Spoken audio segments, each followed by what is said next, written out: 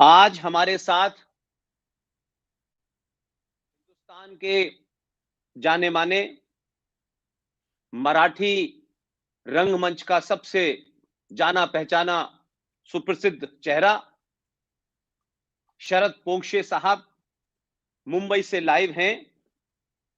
और आज का ये जो प्रसारण है वो हमने एक खास विषय पे रखा है, क्योंकि हमारे यहाँ कुछ विषय ऐसे हो गए हैं कि उनके ऊपर बात करना, उनके ऊपर कोई राय बनाना, तथ्यों को रखते ही इस देश के अंदर एक ऐसी ब्रिगेड है जो ये कहती है कि आज 21वीं सदी में संचार क्रांति के दौर में हर आदमी को अपनी बात रखने का अधिकार है, लेकिन बात रिटॉरिक्स पे ना हो, तथ्यों पे हो।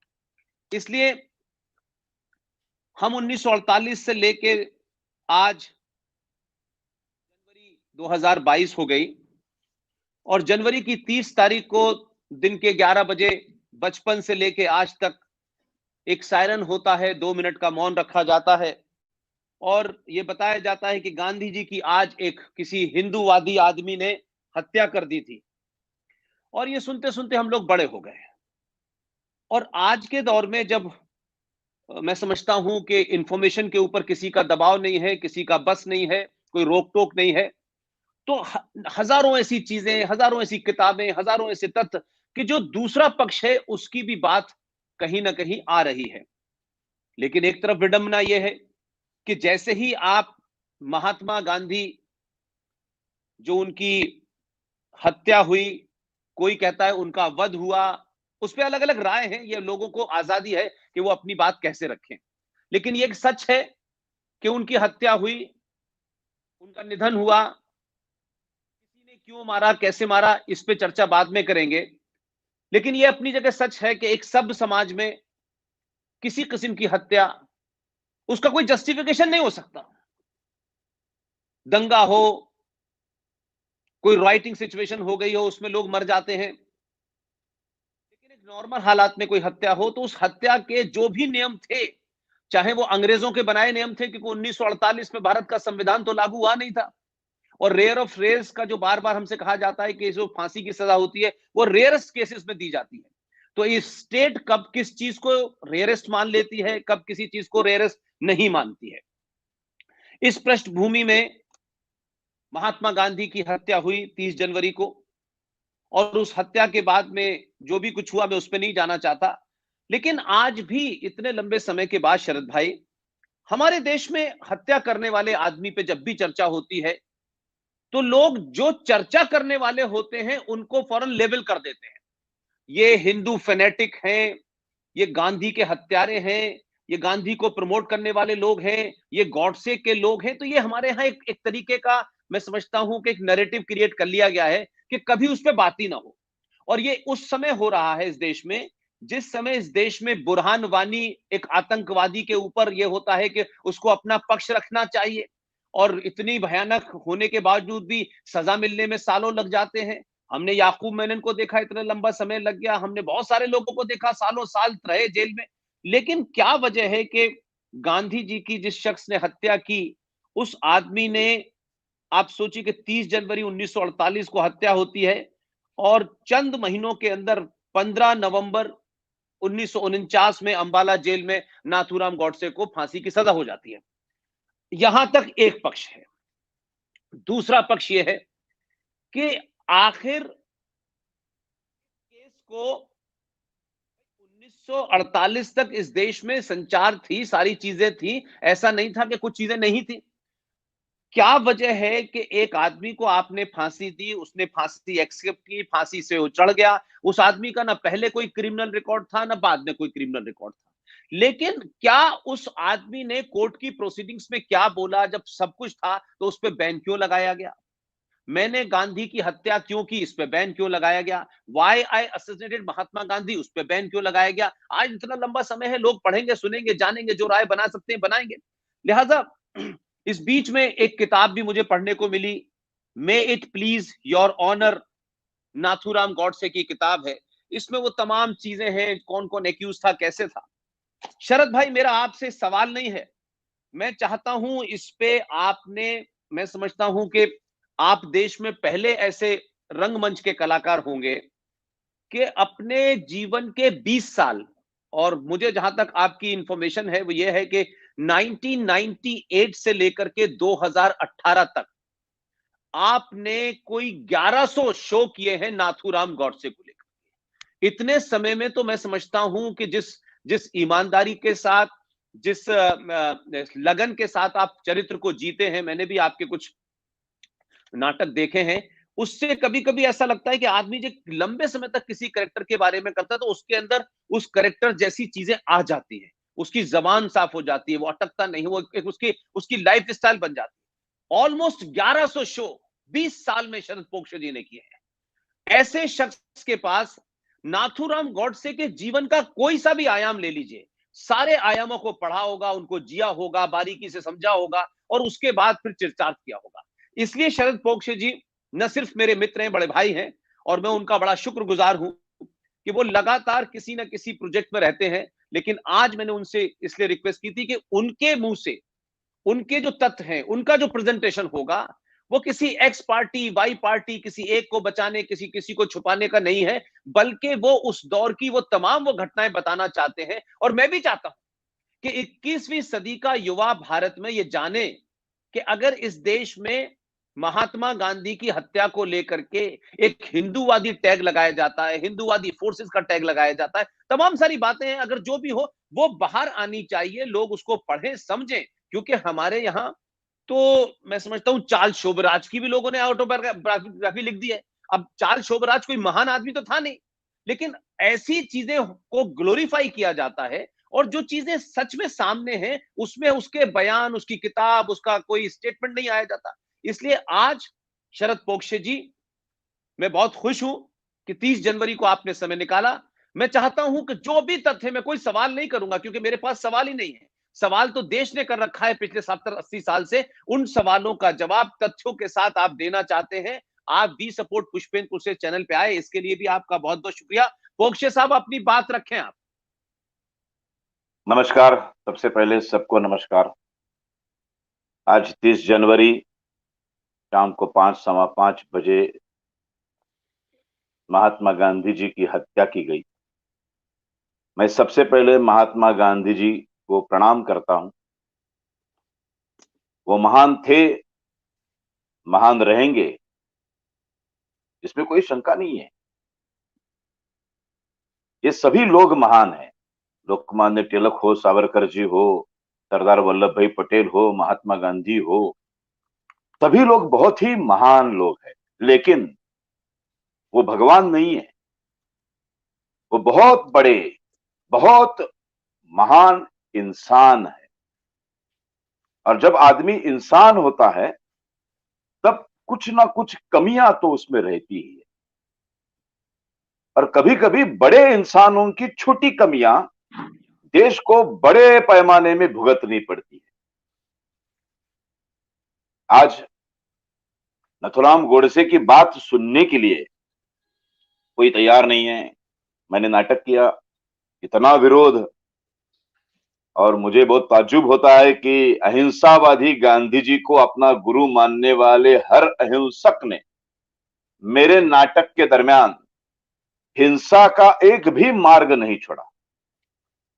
मुझे मारने पर तुले थे, मुझे गोलियां मारने पर तुले थे, मुझे मुलुंड कालिदास के नाटक करने से कुछ देर पहले पेट्रोल बम डालकर मेरी पूरी बस को जलाया गया, मुझे जलाने की कोशिश की गई।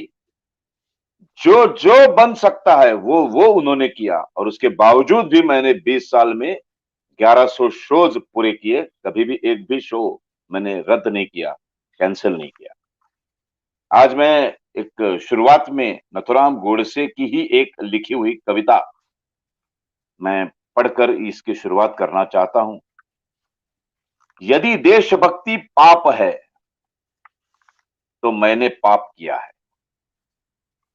यदि देशभक्ति पाप है तो मैंने पाप किया है। यदि प्रशंसनीय है तो मैं उस प्रशंसा का अधिकारी हूं।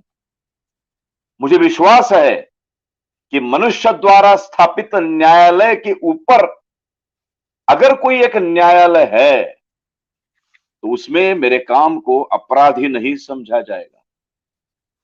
मैंने देश और जाति की भलाई के लिए काम किया है। मैंने उस व्यक्ति पर गोली चलाई है जिसकी नीति से हिंदुओं पर घोर संकट आया और हिंदू नष्ट होने का संभव निर्माण हो गया। यह है नथुराम गोडसे का बयान। बहुत अहम बात मैं अभी कहने जा रहा हूं। इस दुनिया में इतने देश है, हर देश में कहीं ना कहीं फांसी की सजा सुनाई जाती है किसी ना किसी को। जितनी भी फांसी की सजा सुनाई जाई गई, उसके पहले किसी भी जज ने यह बात नहीं कही होगी जो नथुराम को फांसी देने से पहले जज ने कही। और उस जज ने बाद में एक किताब लिखी।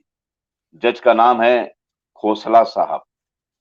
उन्होंने किताब लिखी और उसमें लिखा कि नथुराम गोडसे जब बयान दे रहा था 7 दिन तक, एक तो पहले उसने क्या किया, उसका खुद का बचाव करने की बिल्कुल ही कोशिश नहीं की। उसने वकील नहीं लिया, एडवोकेट उसने नहीं लिया। उसने कहा मैंने एक इंसान को मारा है, मुझे जीने का कोई अधिकार नहीं है। 3 गोलियां गांधी जी के ऊपर चलाने के बाद चौथी गोली मैं खुद के सीने में दाग सकता था, लेकिन मैंने ऐसा नहीं किया क्योंकि मैं डरा नहीं था। मैं सिर्फ इतना चाहता था कि कोर्ट कचहरी में खड़ा रहकर मैंने क्यों मारा ये पूरी दुनिया के सामने मैं रख सकूं। इसलिए मैंने चौथी गोली खुद पर नहीं चलाई। और आज मैं सबसे पहले ये कबूल करता हूं कि मैंने गांधी जी की हत्या की। अब गोडसे के शब्दों में वो हत्या नहीं कहता है, वो वध कहता है और उसका भी वो विश्लेषण करता है।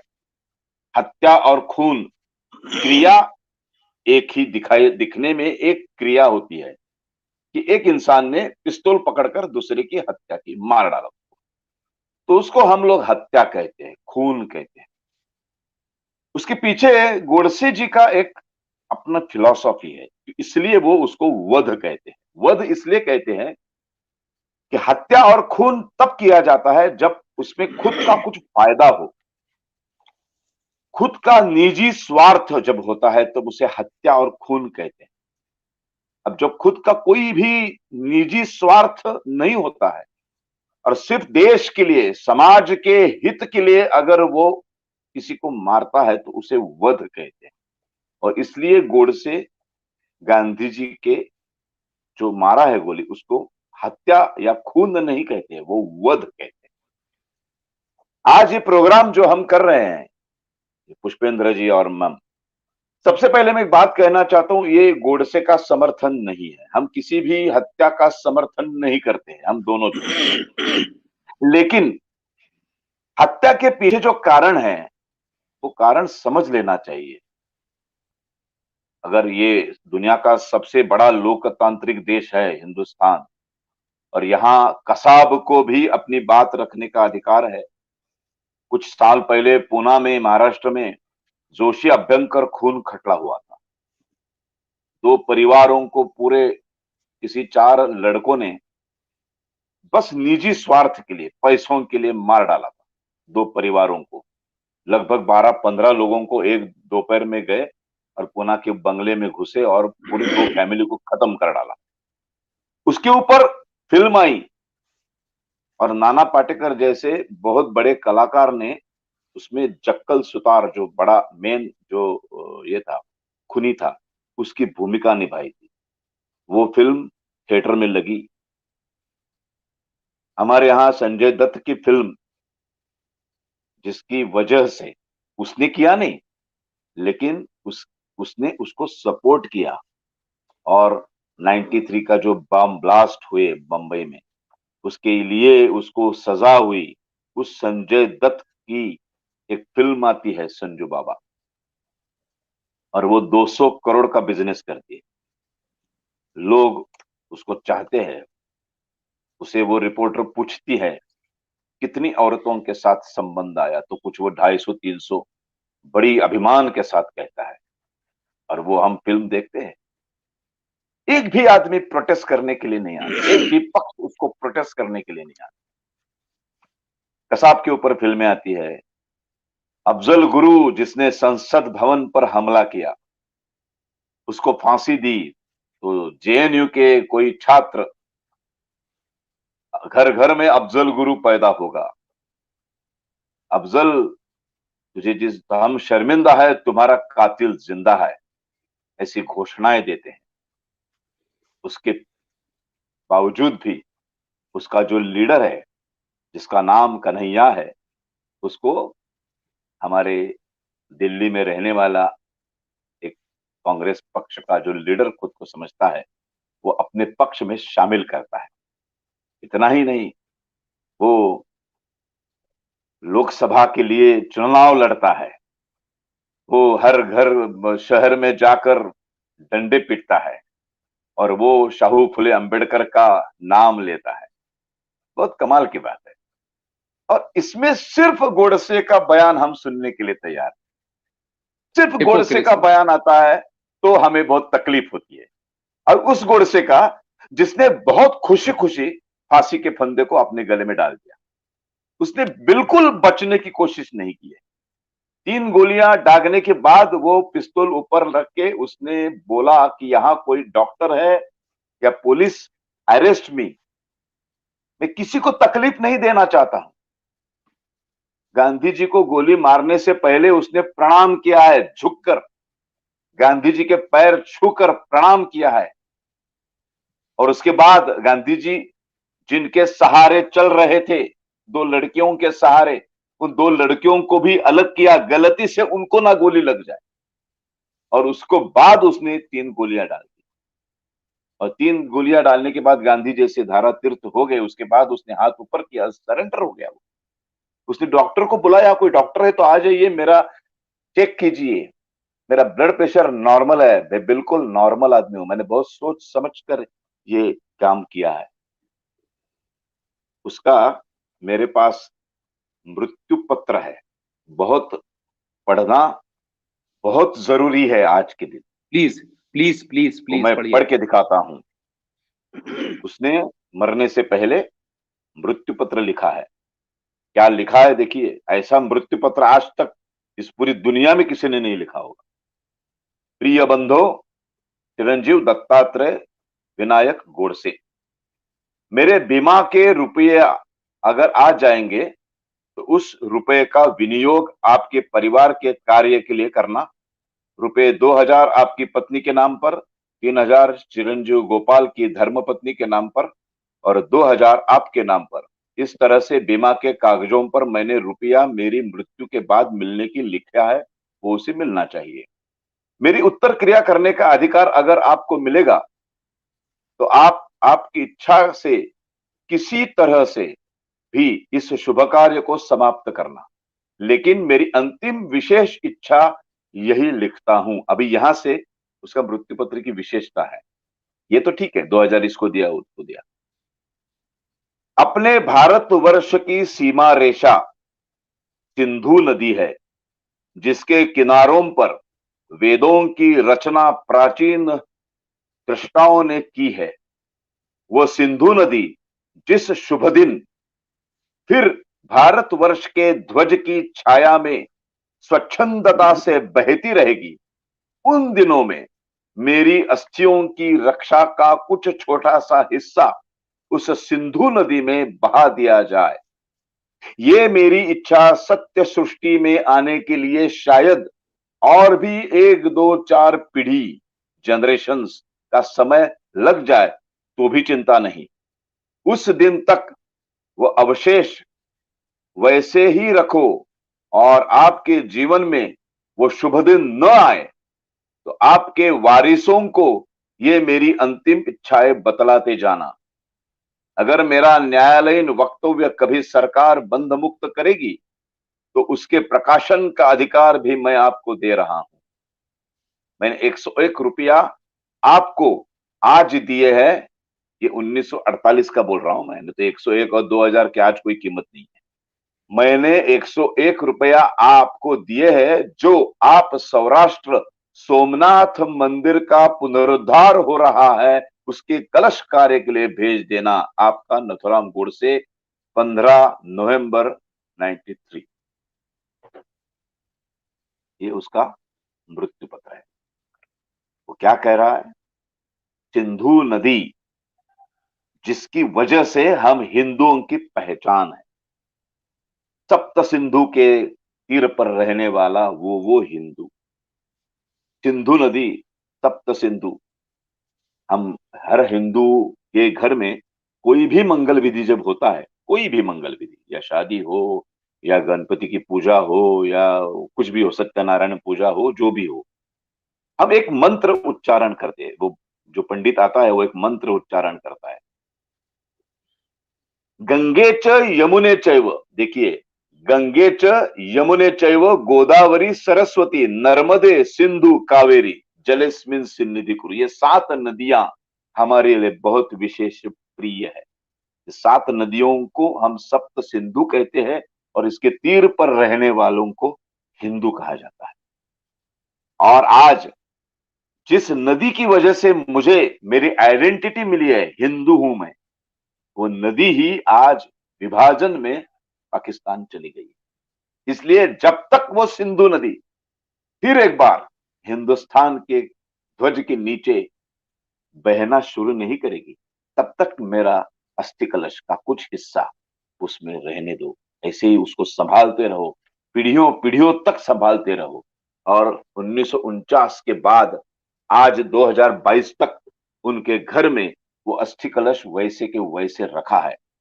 ये कार्यक्रम देखने वालों में से कोई अगर पूना जाएगा तो जरूर बाल गंधर्व के पीछे संभाजी गार्डन है और उसके सामने नथुराम गोडसे का बंगला है। वहां जाके मेरा नाम बोल दीजिए, आपको उस अस्थि कलश का दर्शन मिलेगा। इतना ही नहीं, गांधी को गोली मारते समय जो उसने कपड़े पहने थे, वो सब के कपड़े, पिस्तौल, सब कुछ वहां रखा है। ये मृत्यु पत्र भी वहां रखा है, आप जाके देख सकते हैं। अब मैं एक छोटी सी कहानी सुनाना चाहता हूं। एक छोटा, जी। चौथी पांचवी में कक्षा में एक लड़का था और उसका बाप बहुत अमीर था, बहुत ही अमीर। यानी कि 2-4 मर्सिडीज नीचे खड़ी है और रेंज रोवर खड़ी है, और वो क्या सबसे कीमती घड़ी होती है ना, कुछ 50-60 हजार 70 हजार की, जो हम सपने में भी कभी पहनते नहीं है। इतना अमीर बाप, इतना अमीर बाप का वो इकलौता बेटा है, और वो बेटे को वो ऐसी ही एक घड़ी लाके देता है। उसकी हैसियत नहीं है, वो चौथी पांचवी का कच्चा है। इतनी महंगी घड़ी कैसे पहनी जाती है, वो कैसे संभाली जाती है, उसकी कोई उसको अकल नाम की चीज तो है नहीं, क्योंकि वो बहुत छोटा बच्चा है। लेकिन बाप बहुत ज्यादा प्यार करता है, लाड करता है, तो उसने दे दी। बच्चा भी वो घड़ी पहनकर स्कूल में चला गया। बच्चों ने, दोस्तों ने देखी घड़ी, अरे बाप रे, क्या बहुत जबरदस्त घड़ी है, कभी किसी ने देखी नहीं थी। और कुछ गुंडे मवाली लड़के थे उस क्लास में उसके, उनकी नजर पड़ गई उसके ऊपर और उन्होंने उसको मांगी घड़ी। उसने बोला नहीं दूंगा। फिर उसको मारा गया, उसको पीटा गया, और मारने पीटने के बाद वो घड़ी उससे छीन ली गई। फिर बच्चा रोते रोते घर पे आ गया, माँ बाप को बोला कि वो जो घड़ी थी वो ऐसे ऐसे मैं आज पहन के गया, और वैसे से मेरे दोस्तों ने कुछ मेरे को मारा और मार कर वो घड़ी मुझसे छीन ली। बाप बोला इतना पैसा है, चिंता मत कर बेटे, दूसरी घड़ी ला के दूंगा मैं तुम्हें। फिर कुछ दिनों के बाद उसने वैसे ही और महंगी घड़ी ला के दी। दूसरे दिन सुबह बच्चों को माँ ने तैयार किया, उसका यूनिफॉर्म डिब्बा, उसके सब दफ्तर सब उसके कंधे पे लगा दिया। और फिर बच्चे को याद आया कि कल मेरे बाप ने वापस एक बार वो घड़ी मुझे दी है। तो बच्चा भागते भागते अंदर गया और कबर्ड में से वो घड़ी निकाली और वो उसने पहनी और जाने लगा। वो जैसे घड़ी पहनकर जाने लगा, अब माँ की नजर घड़ी पे गिरी। अब देखिए कमाल, अब माँ ने उसको देखा कि ये घड़ी पहनकर जा रहा है। माँ ने उसको रोका, बोला बच्चे घड़ी पहनकर मत जाओ, घड़ी निकाल के मुझे दे दो। बच्चा बोला नहीं दूंगा, बाबा ने मुझे दी है, मैं पहन के जाऊं। माँ ने बोला तू नहीं जा सकता है घड़ी पहनकर, क्योंकि एक बार तू गया था, उसका नतीजा क्या हुआ मालूम है ना। तो घड़ी नहीं, मुझे घड़ी दो। बच्चा हट हो गया, मैं नहीं दूंगा।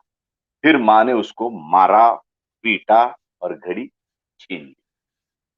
अब देखो क्रिया एक ही है, बच्चे को मारना, पीटना, घड़ी छीनना, क्रिया एक ही की है। माँ ने भी की है और वो गुंडे मवाली उसके दोस्तों ने भी की है।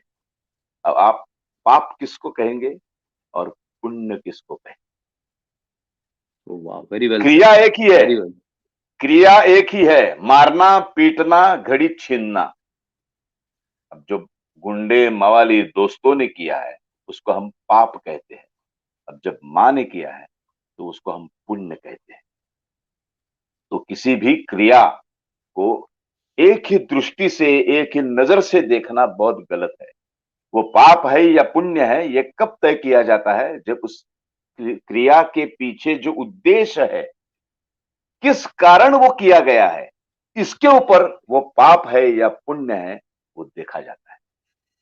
एक आदमी बंदूक लेकर किसी को मार डालता है और सीमा पर तैनात हमारा सैनिक भी पाकिस्तान के ऐसे ही किसी को मार डालता है। हमारे पुलिस ने ऐसे ही यहाँ ताज के ऊपर जो हल्ला हुआ उसमें से किसी टेररिस्ट ऐसे ही गोली से मार दिया। अब पाप किसको कहेंगे? गोली से हर आदमी को मारना, किसी भी आदमी को, ये एक ही इस नजर से नहीं देखा जाता है। उसके पीछे उसकी क्या कारण है, क्या कारण मीमांसा है, उस वहां उस वक्त की परिस्थिति क्या है, ये सब समझ लेना बहुत बहुत जरूरी है। मैं कुछ नथुराम गोडसे की चीजें पढ़ना चाहता हूं, जिसके कारण उसके दिल में क्या था, उसने क्यों मारा, मैं आज पढ़ के दिखाना चाहता हूं।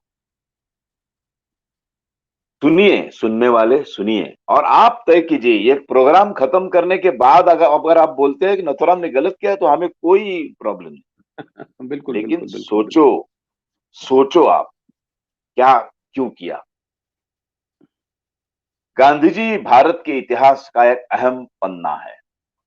मेरे इस निर्णय से वो पन्ना मलिन हो जाएगा। भारत की स्वतंत्रता के इतिहास में गांधी जी का स्थान सबल, अटल और शाश्वत है।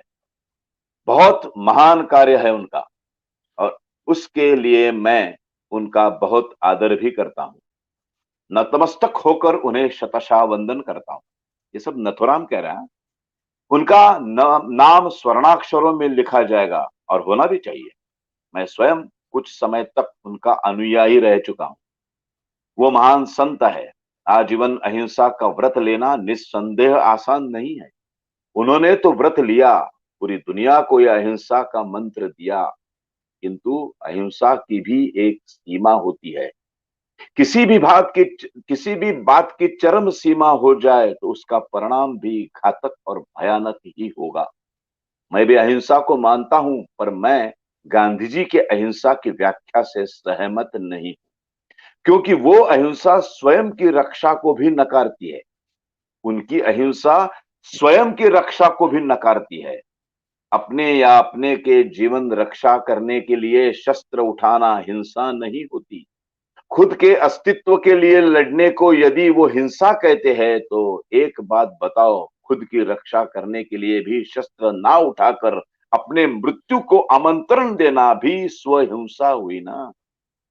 और वाह। गांधी जी ने 25 से भी अधिक साल इस देश का बिना किसी विरोध नेतृत्व किया, किंतु उनके अहिंसावादी नेतृत्व के समय ही सबसे ज्यादा मंदिर उखाड़े गए। छल कपट और ताकत के दम पर सबसे ज्यादा लोगों का धर्मांतर हुआ, सबसे अधिक अत्याचार हुए, और इस सब के समारोह में हमने इस देश का एक तिहाई हिस्सा खो दिया। अपने भाषणों में गांधी जी ने शिवाजी महाराज, महाराणा प्रताप और गुरु गोविंद सिंह जैसे महान हस्तियों की निंदा की। क्यों? क्योंकि अपनी रक्षा के लिए उन्होंने अपने देश के लिए हथियार उठाए। क्या वो गलत थे? और गांधी जी की अहिंसावादी सोच से इस देश के लाखों लोगों की हत्या हुई। क्या वो हिंसा उनके अहिंसावादी सोच की चरम सीमा नहीं है? जिन महान गांधी जी का मैं स्वयं अनुयायी था, जिनकी मैंने भी पूजा की है, जिनकी हर बात को मानकर देश सेवा की है, उन्हीं गांधी जी के अघोर और असीम अहिंसावाद के कारण मुझ जैसे इंसान ने भी उन्हीं के विरोध में शस्त्र उठाने के बारे में सोचा। क्या ये भी हिंसा हिंसा ही है ना?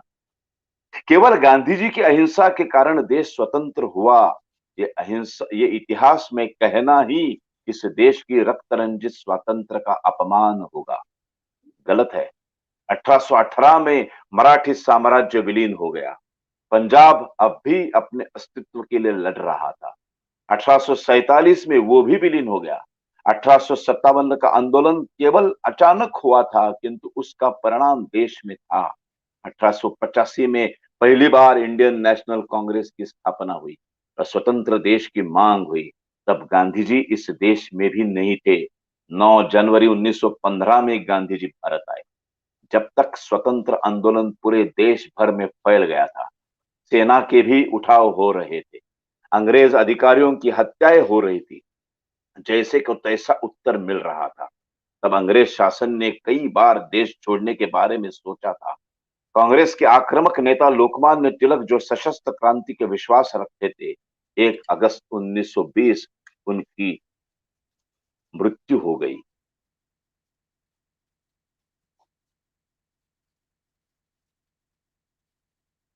एक सेकंड ना, मृत्यु हो गई। जी। फिर सशस्त्र क्रांति थोड़ी धीमी हो गई और जब गांधी जी कांग्रेस के अध्यक्ष बन गए तो उन्होंने देश को अहिंसा का मार्ग दिया, किंतु उसके कारण कितने ही क्रांतिकारी मारे गए। वो निषेध भी व्यक्त करने जाते तो उन पर गोलियां बरसाई जाती। जालियनवाला बाग हत्याकांड भूल गए? ऐसी कई घटनाएं हैं। तब गांधी जी ने क्या किया? केवल प्रार्थना की। उन्होंने अपने हर भाषण में सशस्त्र क्रांति का विरोध ही किया है। वे अहिंसा के लिए ना नहीं थी, न है, किंतु यदि गांधी जी सही है तो बाकी क्रांतिकारी गलत नहीं हो सकते ना। सभी को इस देश की आजादी चाहिए थी, फिर बाकियों के भी किसी भी मार्ग को दोष देने का उनको अधिकार किसने दिया? भगत सिंह ने विधिमंडल में जो बम फेंका उसको गांधी जी ने अहिंसा का पराभव माना। ये क्या गलत नहीं है? क्या भगत सिंह, सुखदेव, राजगुरु, चंद्रशेखर आजाद, मदनलाल धिंगरा ये क्रांतिकारी नहीं थे? क्या उन्हें अपने मातृभूमि से प्रेम नहीं था? हर कोई अपने अपने मार्ग से इस देश को आजाद करने का प्रयास कर रहे थे, फिर वो गलत कैसे हो सकते? इस देश की नींव जाति के आधार पर रखने के विचार को जिस दिन गांधी जी ने मान्यता दी, उसी दिन भारत का दुर्भाग्य शुरू हो गया। इसी के परिणाम आगे भी इस देश को भुगतने होंगे, इस महात्मा ने सोचा ही नहीं।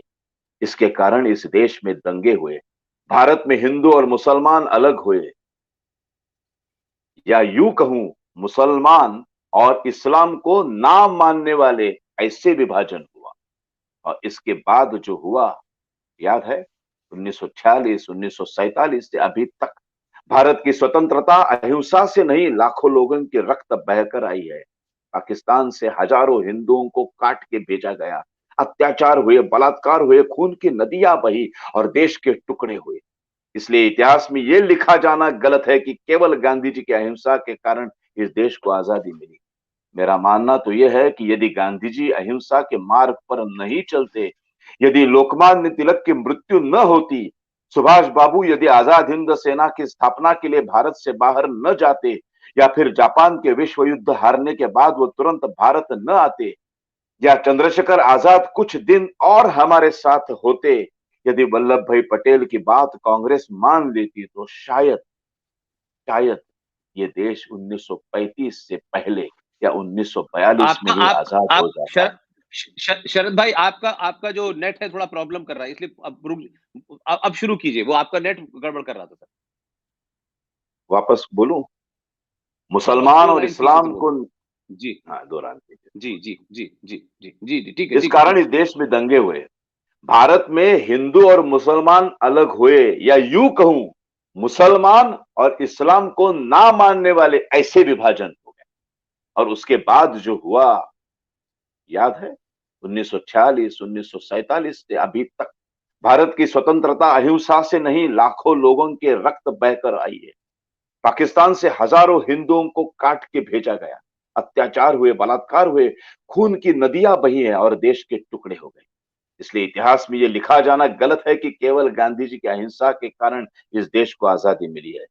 मेरा मानना तो यह है कि यदि गांधी जी की अहिंसा के मार्ग पर नहीं चलते, यदि लोकमान्य तिलक की मृत्यु न होती, सुभाष बाबू यदि आजाद हिंद सेना की स्थापना के लिए भारत के बाहर न जाते, या फिर जापान के विश्व युद्ध में हारने के बाद तुरंत भारत आ जाते, या चंद्रशेखर आजाद कुछ दिन और हमारे साथ होते, यदि वल्लभ भाई पटेल की बात कांग्रेस मान लेती, तो शायद शायद ये देश 1935 या 1942 में ही आजाद हो जाता और उसके टुकड़े भी नहीं होते।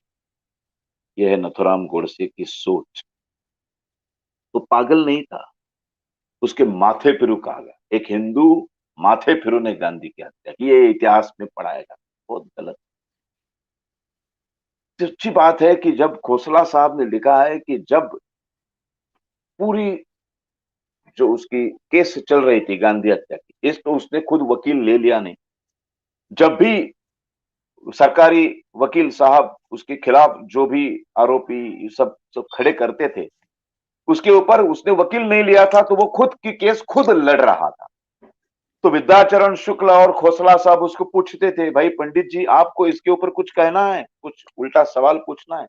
वो शांति से खड़ा रहकर कहता था, मुझे कुछ नहीं पूछना है, मुझे कुछ नहीं कहना।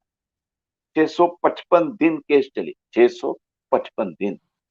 उस समय सुप्रीम कोर्ट नहीं था, तो लाल किले पर यह विशेष न्यायालय तय किया गया था, बिठाया गया था, और उसमें गांधी हत्या की केस चल रही थी। पूरा केस खत्म होने के बाद जब वकील जज ने पूछा कि पंडित भाई अभी निकाल पत्र सुनाने की बारी आ गई, समय आ चुका है, अभी तो आपको कुछ कहना है? तो उसने कहा, हाँ अब मैं कुछ कहना चाहता हूं। पूरे 655 दिनों में यहां जो जो मेरे खिलाफ बताया गया, जो जो मेरे खिलाफ यहाँ कहा गया, जो जो बयानबाजी की गई, इसके बारे में मैं क्या सोचता हूं, ये मैंने कोठरी में बैठकर एक किताब में लिखा है, एक पन्ने पर लिख के रखा है, वो सब मुझे पढ़ने की इजाजत दीजिए।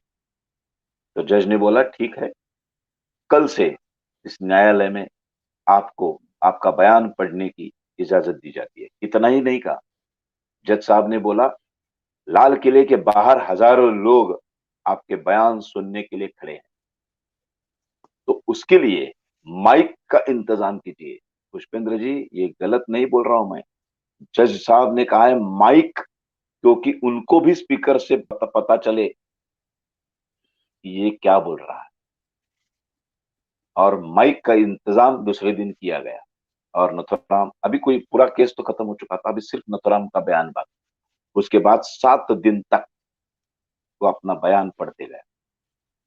एक भयानक सा सन्नाटा छाया हुआ था, लोग बैठे थे, देश की सभी भाषाओं के पत्रकार वहां बैठे हुए थे। उस वक्त वो रिकॉर्डिंग या शूटिंग ये सब सुविधाएं नहीं थी, पन्ने के ऊपर कागज के ऊपर लिखना पड़ता था, और शॉर्ट हैंड जानते होंगे शायद, वो शॉर्ट हैंड में शॉर्टकट में लिखते थे क्या लिखना है, बोलना है। और डेली, अभी अभी यहां थोड़ा सा अंदाज चुक गया नथुराम का, क्योंकि 655 दिन डेली जो कोर्ट में चलता था, वो सब न्यूज़पेपर में, हर भाषा के न्यूज़पेपर में लिख के आता था। आज क्या हो गया, आज किसको खड़ा किया, आज किसका बयान हो गया, आज किसने क्या बोला। नथुराम चुप बैठ गया, नथुराम ने कुछ पूछा नहीं, और लोग बहुत बेहद से ऐसे, सुबह कब होती है और कब वर्तमान पत्र हाथ में आता है, और आज कल गांधी हत्या में क्या हो गया। ऐसा इतना मीडिया था नहीं उस वक्त, सिर्फ न्यूज़पेपर के जरिए ही लोगों को ये पता चलता था। तो नथुराम को ऐसा लगा कि जब मेरी बारी आएगी, तब भी रोज मैं जो बोलूंगा, मेरा भी निवेदन ऐसे ही पेपर में लिख के आएगा, और पूरे हिंदुस्तान के 40 करोड़ लोगों तक मेरा निवेदन पहुंचेगा। और यही से पॉलिटिक्स शुरू हो गई। डेली वर्तमान के प्रतिनिधि लिखकर वर्तमान पत्र हर भाषा के पेपर में छप जाता था। जिस दिन कोर्ट ने कहा कि कल से नथुराम तुम तुम्हारा बयान सुनाओ, उस दिन से जज पहले दिन जब उसने अपना बयान पहले दिन का जब खत्म किया और जज साहब ने कोर्ट एडजर्न करके निकल गए, जैसे ही पीठ जज साहब ने घूम गए, उसी दौरान वहां के पुलिसों ने सारे पत्रकारों के ऊपर अटैक किया और पत्रकारों के हाथों से सारे कागज खींचकर उसके फाड़ कर उसको जला दिए गए और ऊपर से धमकाया गया। लोकतंत्र भारत में पत्रकारों का गला सबसे पहले वहां घोड़ दिया गया,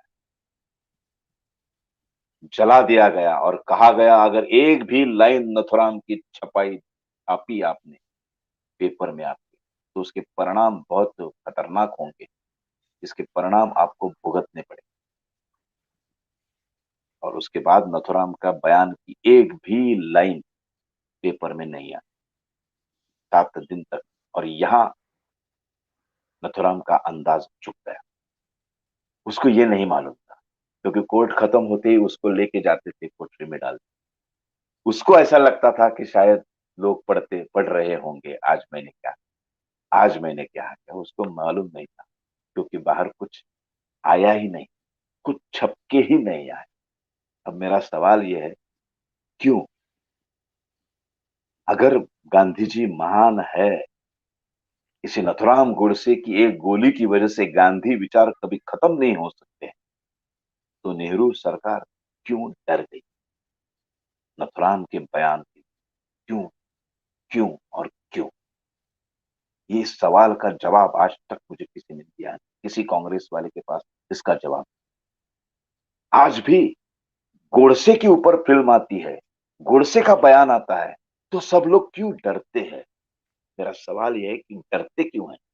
गांधी जी महान है, वो हिमालय है, वो बहुत बड़ा आदमी है। कोई एक गोडसे कुछ बोल देगा तो गांधी जी को थोड़ी फर्क पड़ने वाला। अभी सावरकर जी के ऊपर इतने लोग बोलते हैं, वो तो जाहिर सभा में जाके बोलता है, वो दिल्ली का लड़का ठीक है, ऐसा नकल करता है, माफीवीर थे। सावरकर को कुछ फर्क नहीं पड़ता है। हम सावरकरवादी है, हमें कोई फर्क नहीं पड़ता है। मैं तो बोलता हूं ऐसे ही हर महीने बोलते जाओ तुम। नथुराम गोडसे के ऊपर क्या क्या बोला जाता है।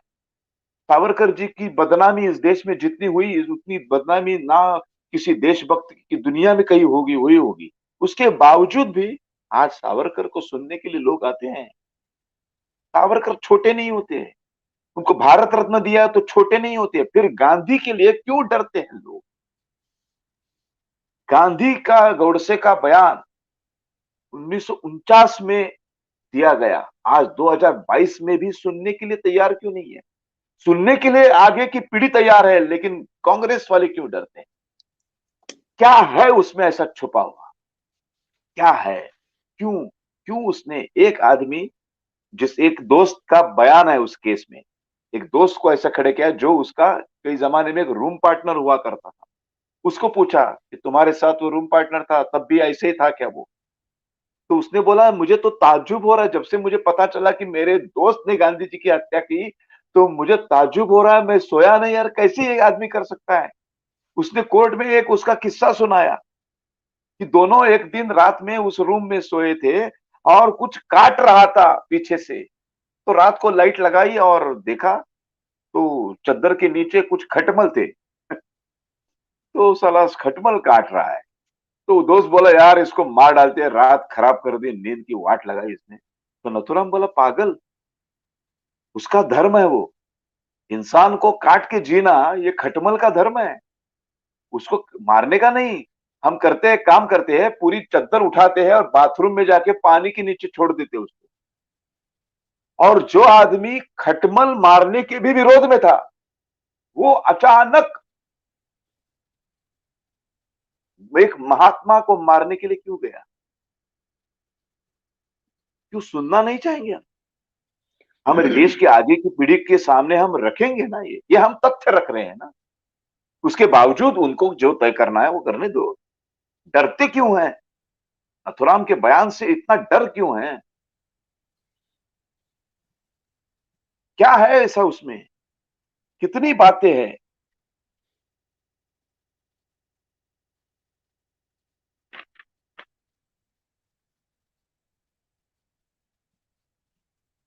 मेरे नाटक के लिए आप गांधी जी के भक्त होने के बावजूद मुझे जलाने की कोशिश करते हैं, मुझे मारने की कोशिश करते हैं। गांधी जी खुद कहते थे कि मेरे विरोध में आकर जो कोई बोलता है उस समय स्वागत करता हूं।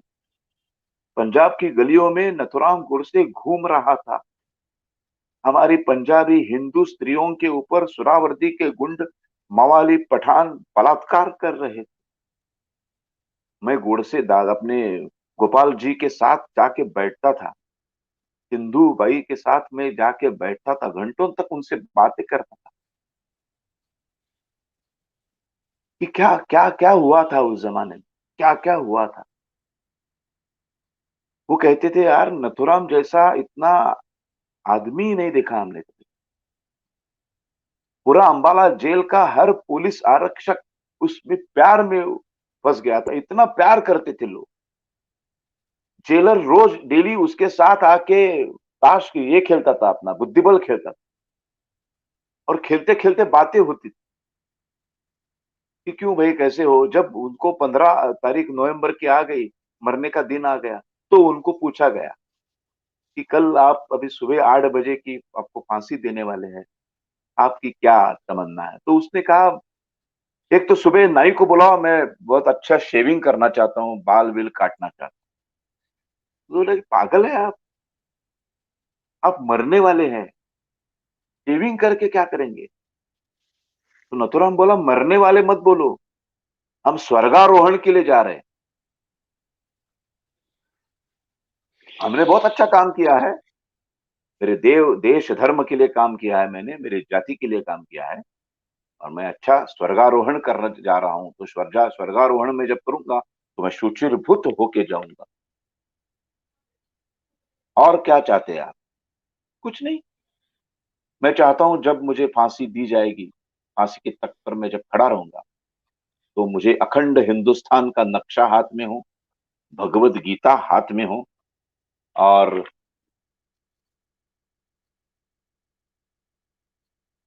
ये सब पकड़ कर भगवा ध्वज भगवत गीता और हिंदुस्तान का, अखंड हिंदुस्तान का नक्शा 70 दशलक्ष चौरस किलोमीटर का, वो मैं हाथ में फांसी देते समय पकड़ना चाहता हूँ।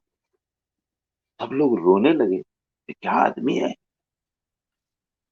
बड़े बड़े लोगों को जब फांसी दी जाती है तो उनको ऐसे खींच कर ले जाया जाता है, जबरदस्ती वो भागते रहते हैं, वो भाग, लेकिन उनको जबरदस्ती वहां खड़ा करना पड़ता है। ये लोग दोनों, सुबह नाई आ गया, बाल काटे गए, शेविंग की गई, अच्छा नया ड्रेस पहना, और बोले चलो। तो 7:40 को उनको बाहर निकाला, तो अच्छी कड़ी धूप थी, सूर्य ऐसा तलप रहा था ऊपर। तो नाना आपके बोलता है नथुराम को, देखा नथुराम, बहुत दिनों के बाद अच्छी धूप दिखाई दे रही। तो नथुराम बोलता है हम लोग शिमला में गए थे, तब ऐसी धूप का हमने अनुभव किया था। ये क्यों है मालूम है? कुदरत हम पर प्यार का, प्रेम का वर्षाव कर रही है, क्योंकि हम स्वर्गारोहण के लिए जा रहे हैं। और ऊपर जाके खड़े हो गए। वो जो खटका खींचने वाला है वो भी डर गया। वो ऐसा आदमी नहीं दिखा। 2 मिनट उसको देखा, यार क्या सोच रहे हो, टाइम हो जाएगा, चलो आ लाओ। वो काला बुरका खुद पहना, हाथ में वो सब पकड़ा, खड़े हो गए।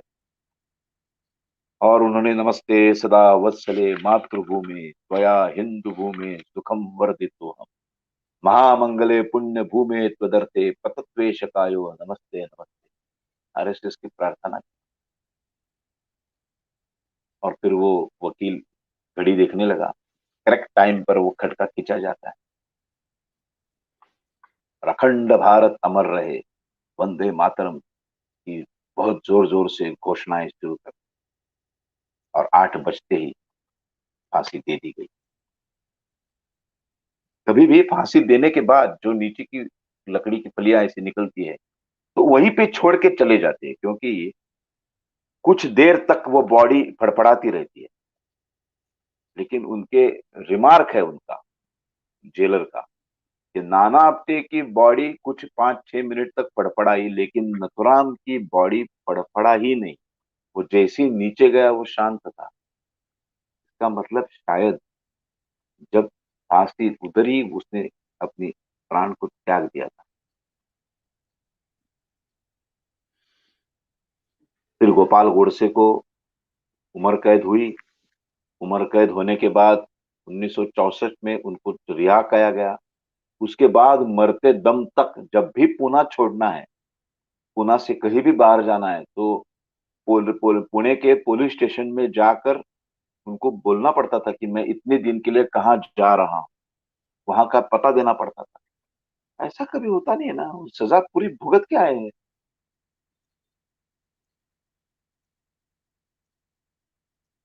फिर 64 के बाद उन्होंने, उनके पास जो पूरा बयान था, उन्होंने 55 से बड़ी, ऐसा मराठी में पूरा बुक लिखा। तो वो उस बुक के ऊपर बयान आ गए। ये कौन सा लोकतंत्र है? अभिव्यक्ति स्वातंत्र बाकी सबको है, क्यों नहीं? अभी अभी उसके ऊपर से पूरा बैन हट गया। अभी कोर्ट ने वो बयान जो आपने बुक दिखाया ना, मे प्लीज योर ऑनर, वो अभी अभी खुला हो।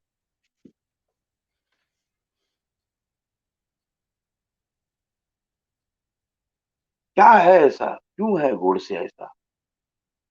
गांधी जी को ये महात्मा थे ही नहीं, ये तो अंबेडकर जी ने भी कहा है। अंबेडकर जी ने कहा, इस यूट्यूब के ऊपर ये है, बीबीसी के ऊपर उनका बीबीसी में इंटरव्यू। बीबीसी में हाँ, इंटरव्यू है। हाँ, इंटरव्यू है, इंटरव्यू साफ में साफ है। खुलेआम कहते हैं वो ये महात्मा है ही नहीं, कौन बोलेगा इनको महात्मा है? फिर अंबेडकर के ऊपर कोई कुछ बयान नहीं करते, कांग्रेस वाले चुप है। क्यों? क्योंकि उनके पीछे एक मत पेटी है पुष्पेंद्र जी, कुछ करोड़ों यस, की एक वेरी मत पेटी है। Very Godse, well, very well, Savarkar के पीछे कोई मत पेटी नहीं है।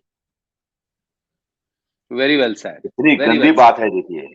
हाँ, आई अफजल कैनॉट, गुरु, हर हाँ। घर में अफजल गुरु पैदा होगा, ऐसा कहने वाला, जिसके ऊपर को केस चल रही है, उसको वो दोस्त भी मानने के लिए वो भी तैयार है। वो भी मतपेटी है। हाँ, वो मेनन की प्रेत यात्रा में लाखों लोग आ जाते हैं, उसके ऊपर किसी को दिक्कत नहीं है। कसाब को बचाने के लिए लोग जाते हैं, उसके ऊपर किसी को दिक्कत नहीं है। कुछ हमारे फिल्म स्टार सिग्नेचर करके भेजते हैं, वो याकूब मेनन की फांसी टल दी जाए, है ना, तो उसके ऊपर कोई किसी को प्रॉब्लम नहीं है। क्योंकि इन सब के पीछे मतपेटी का पॉलिटिक्स है। एक मुसलमानों की एक पेटी है, यार उनको अगर हम कुछ करेंगे तो प्रॉब्लम आ जाएगा, हमारे खिलाफ जाएंगे तो हमें चुन के कैसे आएंगे, अंबेडकर जी के खिलाफ कुछ बोलेंगे तो हम चुन के कैसे आएंगे।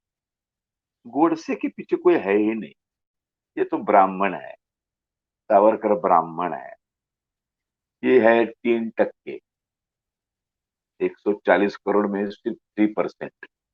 और वो भी कभी रास्ते पर आते नहीं है, कुछ भी बोलो कोई आता नहीं है। शरद पंक्षी रोल करने वाला एक्टर भी साला ब्राह्मण है, तो उसके पीछे कोई नहीं आता है। अभी अभी अभी महाराष्ट्र में एक राष्ट्रवादी के एक खासदार ने रोल किया है किसी फिल्म में, तो उसके बारे में वो लोग क्या कहते हैं, वो कलाकार है।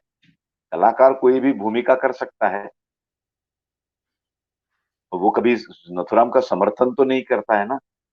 तो मैंने भी समर्थन कब किया? मैंने गांधी हत्या का समर्थन कभी किया ही नहीं। मैंने नहीं, मैंने, आपने नहीं, नथुराम गोडसे ने भी नहीं किया। कभी गांधी हत्या का समर्थन उसने भी नहीं किया है। नहीं तो वो भाग सकता था ना, कितना आसान था, उसके हाथ में पिस्तौल थी, तो 3 गोली डालने के बाद सब लोग भाग गए थे, वो उधर से आराम से निकल सकता था, वो गया नहीं। और उसने पुलिस को बुलाया, भाई आ जाओ, अरेस्ट मी, मुझे डालो अंदर, मैंने एक खून किया है, एक इंसान को मारा है मैंने, मुझे जीने का कोई अधिकार नहीं है। तो चौथी गोली में डाल सकता हूं मेरे सर में, लेकिन नहीं डाली, क्योंकि मुझे बयान देना है, मैंने क्यों मारा ये दुनिया के सामने लाना है। इस गांधी जी की अहिंसा के पीछे का जो छुपा हुआ चेहरा है, उसको मैं दिखाना चाहता हूं। 70 लाख निर्वासित, हिंदू निर्वासित पाकिस्तान से यहाँ आ गए, उसमें से 10 लाख दिल्ली में बैठे। उनके सामने जाके बोलते क्यों आए आप, क्यों लाहौर छोड़ के आए, क्यों इस्लामाबाद छोड़ के आए, वहीं पे रहना। मृत्यु तो कभी ना कभी आनी ही थी, तो क्या हमारे मुस्लिम बांधवों के हाथ से आती तो क्या फर्क पड़ता। मस्जिदों में जाने के लिए मना कर दिया। हिंदू निर्वासित, ठंडी थी बहुत जबरदस्त, दिल्ली में ठंडी थी, उस ठंडी में छोटे बच्चों को लेकर औरतें अगर मस्जिद में अपने आसरा लेने के लिए, ठंडी से बचाव करने के लिए घुसी, तो गांधी जी बोलते मत जाओ, उनका धर्म बढ़ जाता है यार, वो दुखी हो जाएंगे हिंदू के आने, मत जाओ। उसमें था एक मदन लाल पाहवा जिसने गांधी हत्या में उसकी साथ निभाई, वो जो निर्वासित था। वो 20 जनवरी को एक बम जो फेंका गया, वो उसमें वो मदन लाल उसमें पाहवा ही थे, 20 उसमें जनवरी हाँ, 10 दिन मदन लाल पाहवा थे वो। जी और जी। सबसे बड़ी बात देखिए, और एक इसके ऊपर मैं थोड़ा सा प्रकाश डालना चाहता हूँ। 20 जनवरी को जब एक बम ब्लास्ट करने की कोशिश की गई जो असफल रह गई, गांधी जी को कुछ हुआ नहीं, उसके 10 दिन बाद 30 जनवरी को वापस प्रार्थना में पूरी दिल्ली के 101 पुलिस ऑफिसर, जिनको 20 जनवरी के बाद ये पता था कि कौन कौन लोग इसके पीछे है, 20 जनवरी के बॉम्ब ब्लास्ट के पीछे कौन कौन लोग है, पूरी लिस्ट हाथ में थी। नथुराम गोडसे और सबका नाम था उनमें, पता था ये लोग कौन है, कहां से आए हैं, क्या कर रहे हैं, सब कुछ उनको मालूम था। उसके बावजूद 30 जनवरी को ये लोग अंदर कैसे आए? 30 जनवरी को अंदर कैसे आए पिस्तौल लेके? किसी ने देखा नहीं, मालूम था, हाथ में लिस्ट थी, इतने इतने लोग हैं इसके पीछे। चेक करना चाहिए था ना पुलिस ने, क्यों नहीं किया? और गांधी जी को सिर्फ 3 गोली नहीं, 4 गोली लगी हुई है। नथुराम की बंदूक से तो 3 ही गोली खाली है, 6 गोलियां में से 3 खाली है, 3 भरी हुई है। और गांधी जी को चौथी गोली लगी, वो कहां लगी, किसने मारी है मालूम नहीं। नो पोस्टमार्टम, क्यों नहीं पोस्टमार्टम किया गया? ऐसे हत्या का पोस्टमार्टम होता है ना हमारे कानून के हिसाब, तो पोस्टमार्टम क्यों नहीं किया गया? हमारे देश में देखिए गांधी जी का पोस्टमार्टम नहीं हुआ है, लाल बहादुर शास्त्री जी का पोस्टमार्टम नहीं हुआ है, क्यों नहीं हुआ? क्यों डर गए? पीएम से क्यों डर गए? क्या ऐसा कुछ निकलने वाला था बहुत जबरदस्त, जिससे शायद खुद सरकार फंस सकती थी? नथुराम का बयान अगर उस वक्त आता था तो आज पूरा देश का इतिहास ही बदल जाता था। उसमें एक जगह शरद वो भाई, कहता इसमें है कि इसमें हाँ उस, जी, उस, उसमें एक जगह वो उसमें कहता एक है कि वो सेक्युलर, मैं सेक्युलर कितना हूं और सर्वधर्म समभाव वाला कितना हूं, ये दिखाने के लिए भंगी कॉलोनी में एक राम के मंदिर में जाकर, राम मंदिर के पुजारियों और वहां के भक्तों के खिलाफ जाकर गांधी जी ने कुरान का पठन किया, राम मंदिर में, राम की मूर्ति के सामने। लेकिन सामने खड़ी हुई मस्जिद में जाकर गीता का पठन करने की हिम्मत गांधी जी ने नहीं दिखाई। एक बयान में एक जगह उसने लिखा है, ये जो बुक है ना, may it please your honour, इसको पब्लिश करके पूरे हिंदुस्तान में दिखाना चाहिए, सबको देखना चाहिए क्या है, क्यों मारा उसने। अब वो ओपन हो चुका है, इसके ऊपर कोई पाबंदी नहीं है अभी। इसमें इसमें इसमें एक एक चीज बस और जोड़ना चाहता हूं। एक किताब 1975 में एक किताब आई थी, फ्रीडम एट मिडनाइट। और ये फ्रीडम एट मिडनाइट किताब लैरी कॉलिन और डोमिनिक्यू ने लिखी थी। और ये किताब बड़ी पॉपुलर है, बड़ी नोन है, फ्रीडम एट मिडनाइट किताब। इसके पेज नंबर 408 से लेके 411 तक एक घटना का जिक्र है, जिससे आज की बातचीत में थोड़ा सा और जो आपने तथ्य रखे हैं उसको बल मिलता है। आपने एक बात उठाई कि भाई 20 जनवरी को मदनलाल पाहवा ने एक बम फेंका था और उसपे कुछ दीवार थोड़ी सी टूट गई थी और उसके बाद सब कुछ हुआ। तो 20 जनवरी की घटना जो आपने कहा, बीच में 26 जनवरी भी आई और तमाम पुलिस वालों के पास वो लिस्ट थी और उस सब के बावजूद भी 10 दिन के बाद ये घटना घट गई। उसमें फ्रीडम एट मिडनाइट के 408 पेज पर शरद भाई वो ये लिखते हैं कि जब ये घटना घट गई तो उसमें कई नेता मिलने गए गांधी जी से, और गांधी जी से मिले और उनका हालचाल पूछने गए। उसमें एक और मैडम गई, जो मैडम भारतीय राजनीति में उस पूरे मूवमेंट में बहुत इंपॉर्टेंट रोल प्ले किया, और उनका नाम था madam Edwina Mountbatten. Edwina Mountbatten Gandhi ji से उस 20 जनवरी के हमले के बाद मिलने गई हैं, और ये फ्रीडम ऑफ मिडनाइट में डोमिनिक्यू साहब लिख रहे हैं, और वो गांधी जी से ये कहती हैं कि गांधी जी आपको डर नहीं लगा, आप घबराए नहीं, आप परेशान नहीं हुए। तो गांधी जी ने क्या कहा, ये वो बयान कर रही है जिसको डोमिनिक्यू ने अपनी किताब फ्रीडम एट मिडनाइट के 408 नंबर पेज पे लिखा है। वो ये कहती है कि गांधी जी ने उनसे कहा कि देखिए मुझे डर वर नहीं लगता है, मैं मौत से डरता नहीं हूं, लेकिन हां अगर मेरी हत्या हो या मौत हो तो मेरी दो ख्वाहिशें हैं, दो मेरी डिजायर हैं। एक तो मेरा चेहरा हंसता हुआ हो और मेरे मुंह से हे राम निकले। अब आप मुझे बताइए, ये दो बातें एडविना माउंटबेटन किसके सबसे नजदीक थी, ये सबको पता है। क्या एडविना माउंटबेटन ने ये बात उन लोगों को नहीं बताई थी जो सत्ता के शीर्ष पे थे? और ये 20 तारीख की घटना है, 20 जनवरी की, और इसको कोई हिंदुस्तानी नहीं लिख रहा है, कोई आरएसएस और वीएचपी और विश्व हिंदू परिषद या हिंदू महासभा का राइटर नहीं लिख रहा है जिसको आप हवा में उड़ा दें। और उसके 10 दिन के बाद जो बात आज आपने कही, मैं उसी को और इंडोर्स करता हूं कि जब लिस्ट थी, सब कुछ था, और इतना बड़ा आदमी था, तो उसके चारों तरफ तो पुलिस होनी चाहिए थी कम से कम। आज ब्लैक कैट एग्जैक्टली है, जेड प्लस है और एसपीजी, तो इसका मतलब है there is some people within the वो सिस्टम। चाहते थे कि ऐसा वो हो, वो वो वो वो बात चाहते अलग है थे कि कि कोई ऐसा हत्या हो। करना। यस, तो दे गिवन द पैसेज, उन्होंने वो रास्ता दिया, वो एग्जैक्टली, क्रिएट किया। और दैट इज, एग्जैक्टली। मैं आपने आज जो जो बात जोड़ी उससे मुझे ये याद आ गया कि जब आपने कहा कि साहब लिस्ट भी थी और सब पता था, और विद इन 10 डेज इतनी बड़ी बात हो जाए, तो ये भी एक तत्व है। इसलिए मैंने कहा कि और मेरा जो हेराम आज वगैरह जो मकसद था, कहा है, हेराम वगैरह ऐसा कुछ ये कहा किस, ही नहीं, उनको समय था नहीं। समय कहा, 78 ईयर ओल्ड मैन, इतने करीब से नहीं अगर नहीं, कोई गोली शरद भाई, मारता है तीन। हाँ, शरद तो भाई हेराम कहाँ आप से मुझे कहेगा वो? बताइए, नहीं नहीं, वो हेराम कह भी दिया हो तो सुना किसने? सिर्फ किसने और नथुराम सुना ने था वो सुना होगा। हाँ।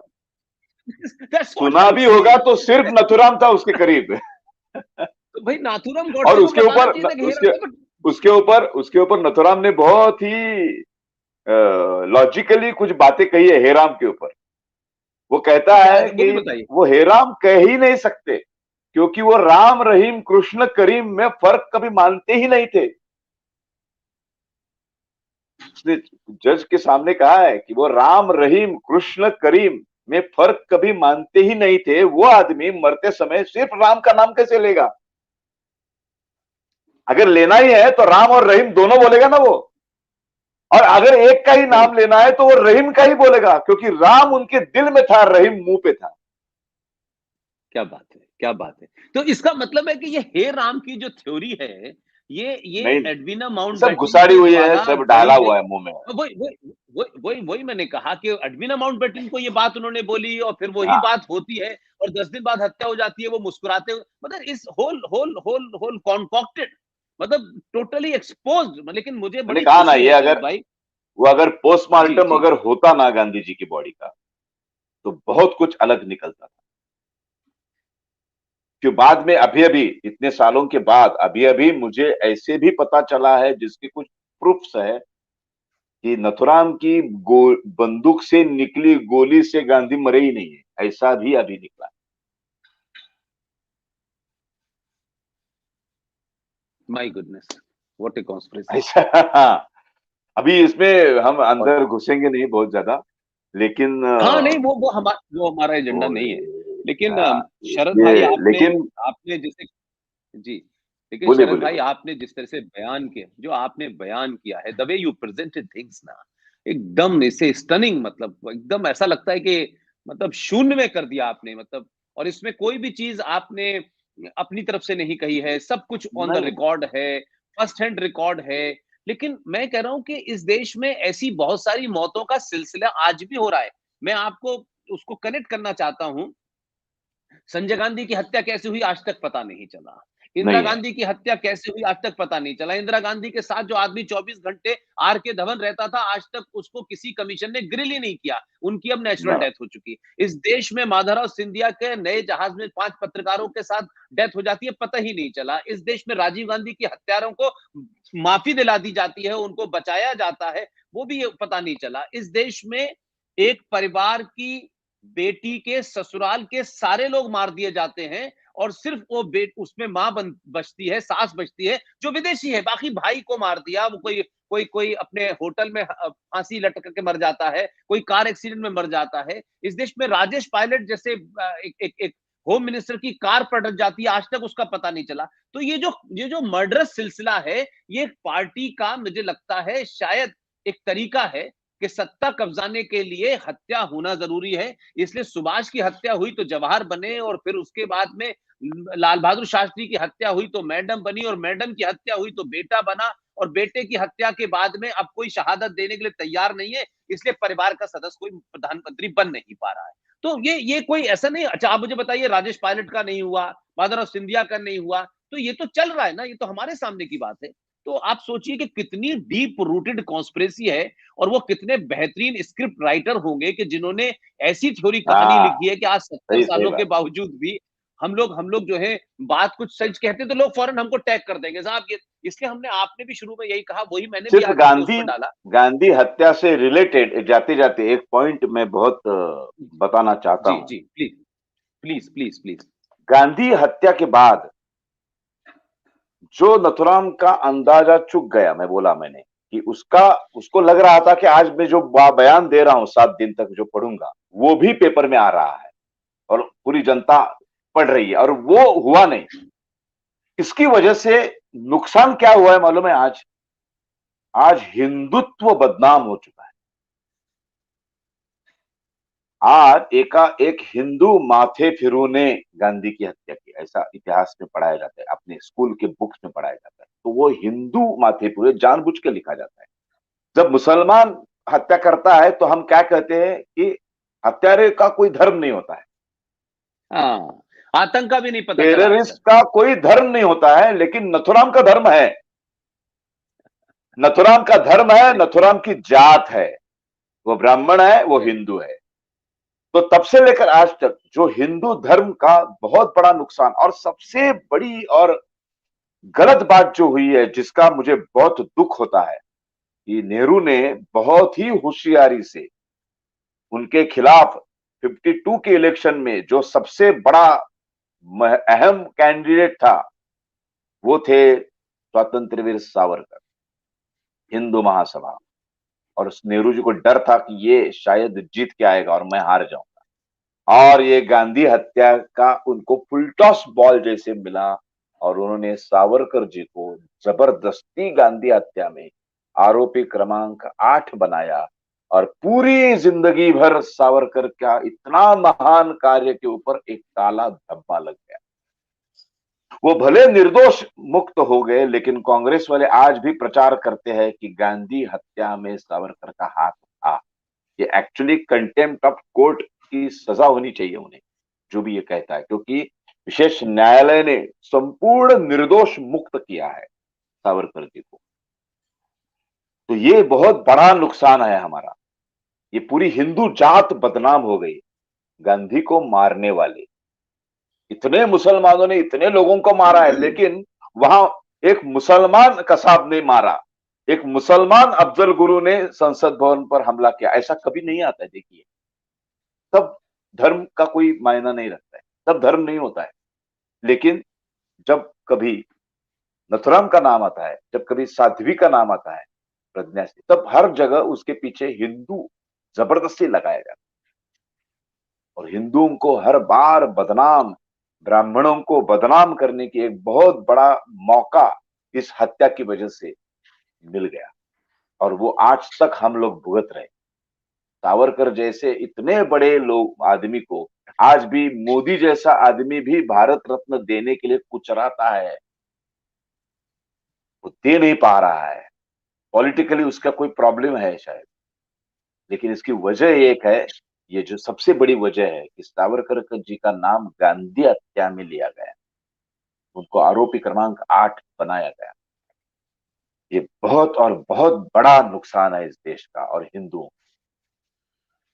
लेकिन सावरकर जी का जो मुझे याद है कि शिवसेना की सरकार उसके बड़े बड़े लीडर थे मनोहर जोशी जी, और वो स्पीकर थे लोकसभा के, और यहाँ दिल्ली में एनडीए की सरकार थी 24 पार्टियों की, और प्रधानमंत्री उसमें कुछ आनाकानी कर रहे थे, खुद भी शायद बहुत ज्यादा वो डिजायरस नहीं थे कि उनकी वो तस्वीर लगे।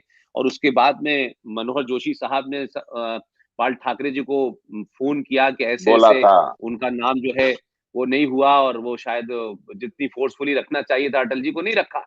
लेकिन फाइनली फिर मुझे ये पता चला, उस वक्त हम लोग बहुत एक्टिव थे, कि बाल ठाकरे ने फोन किया कि मैं प्रधानमंत्री को कि मैं शाम को दिल्ली पहुंच रहा हूं। तो बस उनका ये कहना था, दूसरे दिन फॉरेन इमरजेंसी मीटिंग बुलाई गई, और फिर सावरकर का तैल चित्र जो पार्लियामेंट में है वो लगाया लगाया गया। गया। तो ये भी, उसका पूरे हाँ, तब भी उसकी वो पूरी जिम्मेदारी बाला साहब ठाकरे ने ली।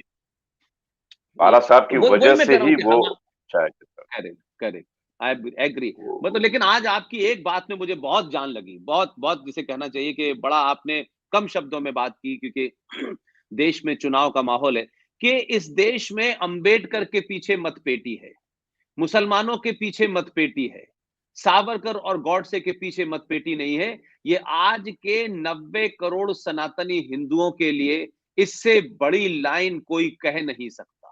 हम 90 करोड़ हो सकते हैं, लेकिन हम मतपेटी नहीं हैं। इसलिए नहीं है। इस देश में सावरकर को गाली देना, गॉडसे को गाली देना, तिलक को गाली देना, और अपने सुभाष बोस की लड़ाई लड़ना के 70 सालों 80 सालों के बाद जाकर के उनकी इंडिया गेट पे मूर्ति लगी, तमाम हम लोग लड़, तो ये इस तथाकथित इस बहुसंख्यक समाज को जिसे लगता है कि हम बहुसंख्यक हैं, लेकिन उनकी स्थिति राजनीतिक तौर पे कुछ भी नहीं है। इसलिए वो जो छोटे छोटे लोग हैं, उनकी दुकानें हैं, उनकी मतपेटी है। लेकिन आपने बड़ा जबरदस्त प्रेजेंट किया, और जब आप बोल रहे थे तो मेरे रोंगटे खड़े हो रहे थे, और मैं बिल्कुल एकदम, थैंक यू। जितने भी कमेंट में पढ़ रहा हूँ, सारा देश आपको सुन रहा था आज।